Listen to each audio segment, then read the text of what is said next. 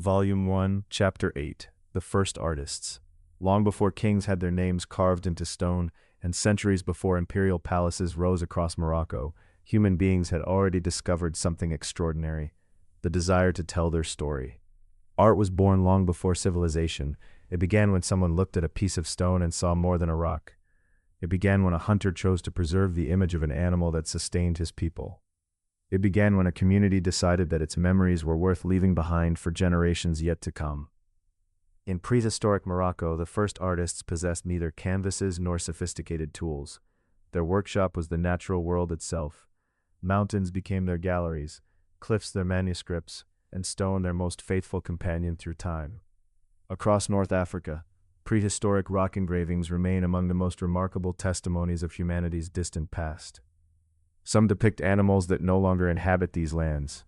Others portray hunters, herds, and enigmatic human figures whose meanings continue to inspire debate among archaeologists.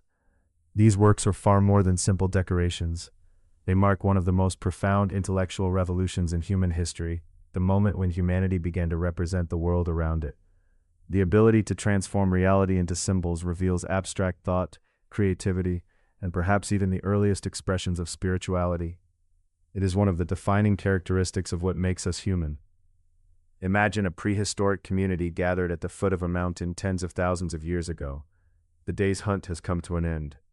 The fire crackles softly as elders recount the events of the day. Nearby, a child watches as someone carefully traces the outline of a gazelle upon a stone surface. That simple gesture changes everything. For the first time, an experience is transformed into collective memory.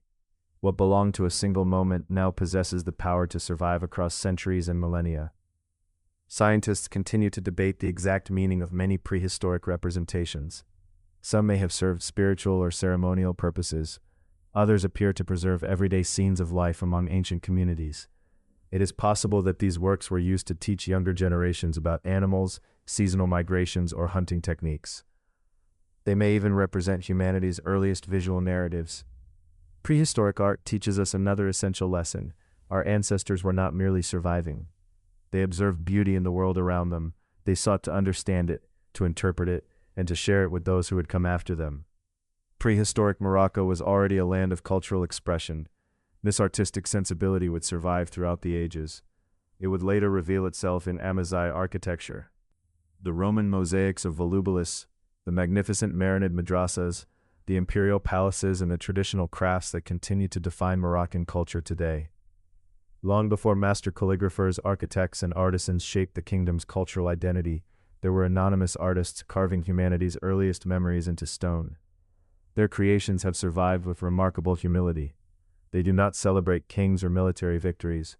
Instead, they preserve something far more universal: the moment when human beings first understood that their stories deserved to outlive them. Hidden among Morocco's mountains and ancient landscapes, their hands continue to speak to us across the vast silence of time.